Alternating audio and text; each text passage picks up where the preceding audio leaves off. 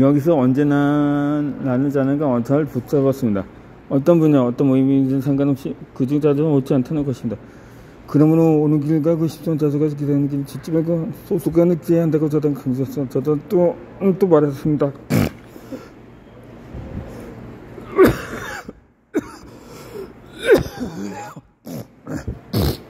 우리가 오랜 세월 함께한 학교 선생님과 가족, 친구, 직원 등을 돌아보며 그중 95%가 틀렸고 그렇게 무식에 마땅하고 조언을 구할 필요도 없다고 결론을 내리는 것은 결코 쉬운 일이 아니다. 그러나 실제로 그게 현실이다. 이 책은 부와 성공에 대해 알려주는 책입니다. 그런데 저는 부자가 되는 것뿐 아니라 착한 독서가가 되는 것에도 이 이체가 통한다는 생각을 하게 되었습니다. 독서가들은 모든 곳에도 자질이 있긴 있습니다. 바로 제가 좋아하던 베스트셀러들 말이지요. 그런데 베스트셀러가 언제나 옳지 않다고 한다면 베스트셀러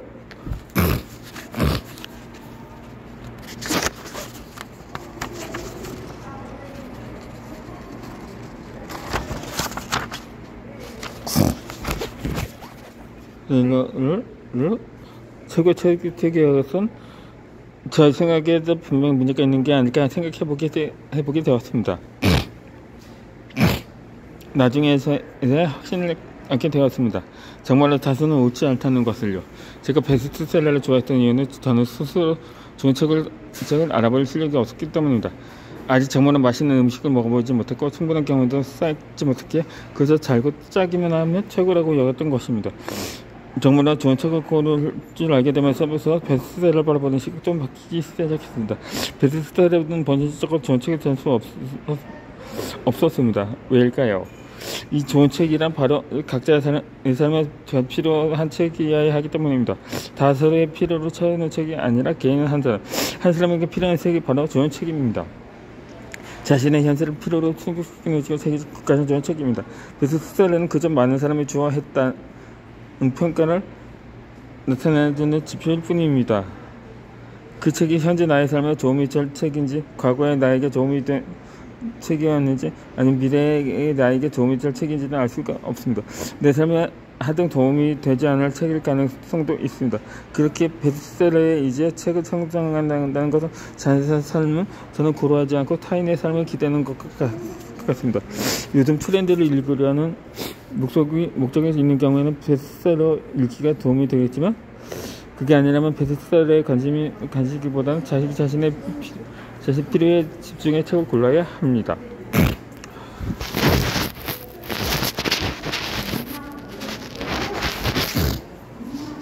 나는 무엇이 필요한 사람일까 하고 질문을 던져봐야 합니다. 나는 이 질문을 살피다 보면 알게 되는 것이 있습니다. 삶의 순간에 필요한 것이 달라진다는 사실이다. 중기부여가 필요할 때이고 네가 필요할 때 있다. 지식에게 조명이 끄고 있을 때는 희망과 무용기가 필요합니다. 이렇게 자식 필요 맞는 책을 읽는 차례가 중요합니다. 자신의 관심사 수도 고려해야 합니다. 그래야 더 즐겨 독서 습관을 이어갈 수 있을 테니까요. 결국 제가 잘 고려하지 않은 자신을 살아내는 것부터 시작되는 것을 알 수 있습니다. 남의 기술이 아니라 나의 기술로 고른 책이야말로 진정한 베스트북입니다. 이제 저는 북문은 베스트셀러를 보더라도 현재 나에게 어떤 필요가 될지 한 번 더 생각해보고 있게 되었습니다. 그런데 저만의 예외 조항이 있습니다. 베스트셀러는 저 무조건 실전을 가지고 판단하기 전 베스트셀러만큼은 다릅니다. 특히 몇 분을 넘어 1000년 이상을 사랑받아온 논어. 네?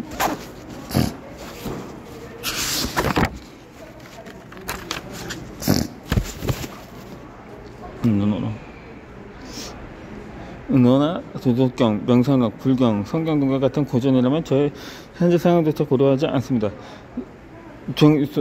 적어도 사랑부터 두고 봅니다.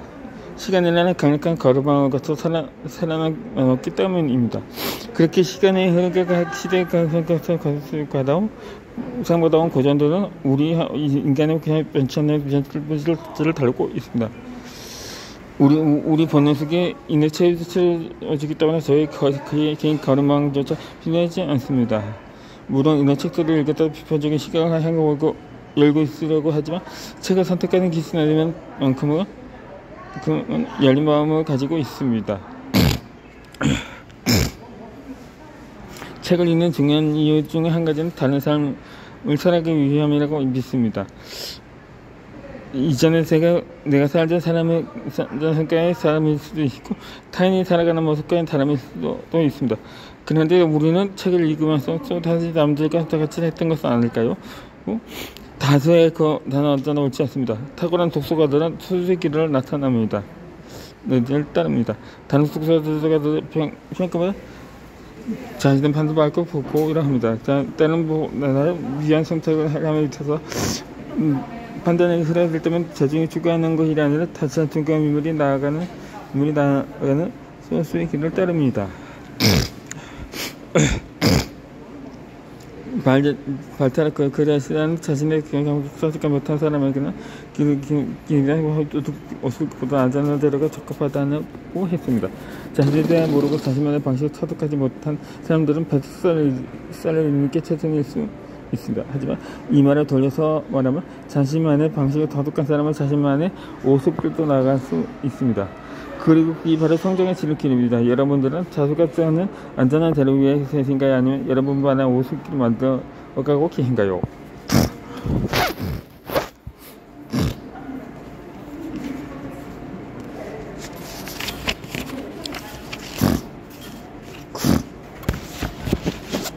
실천을 하며 읽는 습관입니다.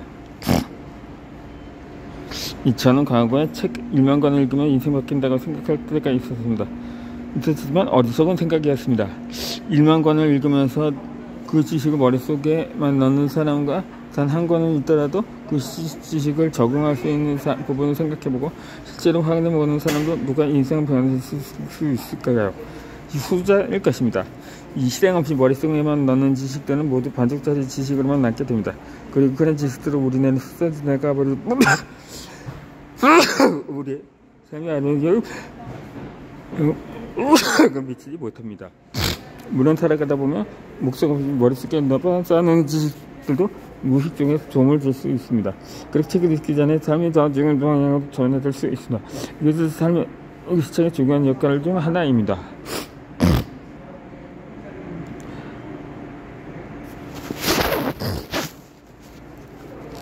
하지만 지식의 활용을 이렇게 우연에게 맡겨버린다면 너무나도 안타까운 일입니다.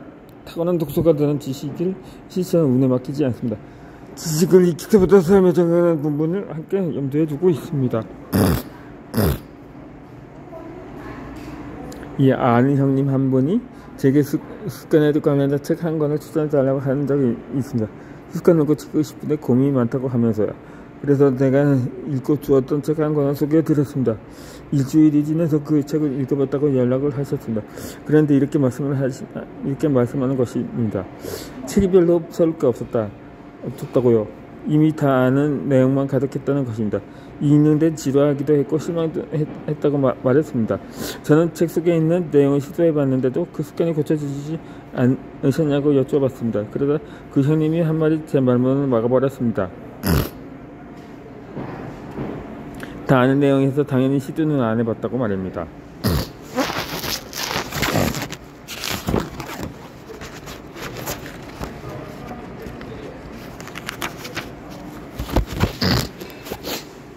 많은 독서가들이 삶을 변화시키는 목적으로 책을 듭니다. 하지만 많은 이들은 지식을 잔혹한 세상과 지식을 얻는 즐거움에만 빠져 있습니다. 깨달음의 이 시대의 흐름에 빠져 있는 것입니다. 그 형님도 그랬던 것 같습니다. 습관을 바꾸겠다면 목숨을 내세우고 싶었지만 단연히 깨달음만 얻는 데만 그치고 있었던 것입니다. 물론 이런 깨달음의 재미를 추구하는 독서가 절대 나쁜 것은 아닙니다. 앞에서 즐거움을 누리며 읽는 것이 중요하다고 강조했던 것을 기억하시나요? 즐거움은 우리에게 그 독서를 더 열정적으로 지속하게 해줍니다. 그래서 저도 깨달음의 재미만은 있는데 많은 시간을 보내고 있습니다. 하지만 삶을 변화시키고 깊은 목적이 있다면 깨달음을 얻는 즐거움에서 한 걸음 더 나아가야 합니다. 얻은 지식에 삶에 적용해야 합니다. 지식을 적용해 보면서 그것이 지식이 실제로 어떤 효과를 내는지 명확히 느껴봐야 합니다. 그 과정에서 지식의 적응 능력이 상승합니다. 지식이 어느 방향 속에서 활용되고 또 어떤 지식을 응용해 나가야 하는지 알게 됩니다. 또한 이때서 비로소 길을 잊을 뿐만 아니라 독서가 삶을 바꾸는 기본 즐거움까지 맛볼 수 있습니다. 머릿속 문장만 존재하는 게 아니라 내 삶을 정하는 과정까지 함께 해야 진짜 지식이 됩니다. 경기장에 써먹을 수 있는 기술이 아닌 것처럼 기술이 아닌 것처럼 실생에서 사용할 수 없는 지식을 지식이라도 말할 수는 없습니다. 이 탁월한 독서가들은 가장 적절한 순간에 책에서 배운 상황에 맞는 지식을 활용해 보면서 머릿속에 터득 지식을 뻗어뻗어 살아있는 지식을 저는 그 삶에 있는 지식이 바로 지혜라고 믿습니다. 그리고 이들은 지식에 대해서 쉽게 떠들지도 않습니다. 직접 실행 과정을 이어가는 것 머리만 아는 것보다 몇십 배 어렵다는 것을 잘 알고 있기 때문입니다. 그래서 이들의 말에는 무게가 있습니다. 경험에 동반한 지식에 무게가 담겨 있습니다. 실천이라는 지식은 죽은 지식입니다. 여러분의 지식은 살아있나요? 죽어있나요?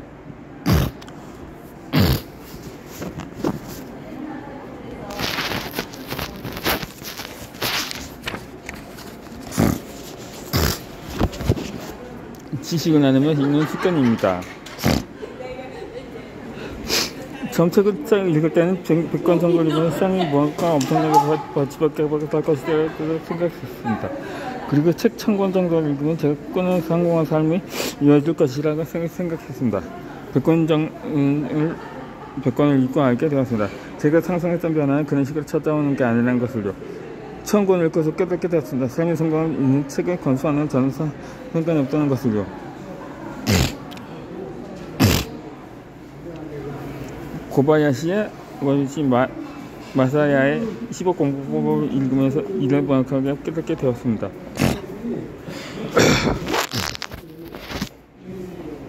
이 성공과 행복을 명확히 구분해라. 행복은 상대방 혼자도 될 수 있다. 최근에 마시는 술 한 잔은 사람을 소소하게 한 거 느낀다. 하지만 비즈니스 성공은 온전히 고객이 발생한다. 자기의 판단과 판단으로 성공은 불가능하다.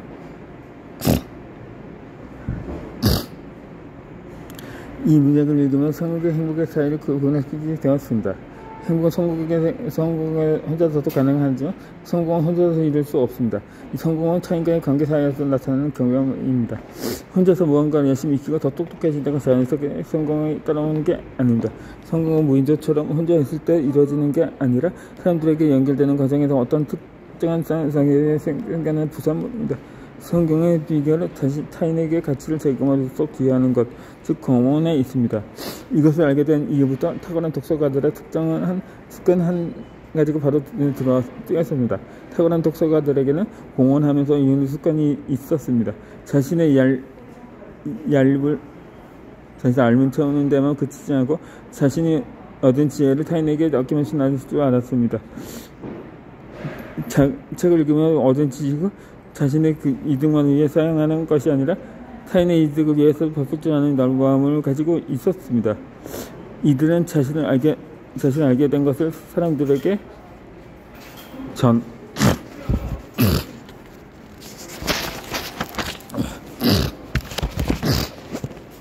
할 때 기쁨을 느꼈고 그 과정 사이에 미하지만 쌓여있고 한 것은 습득이 되었습니다.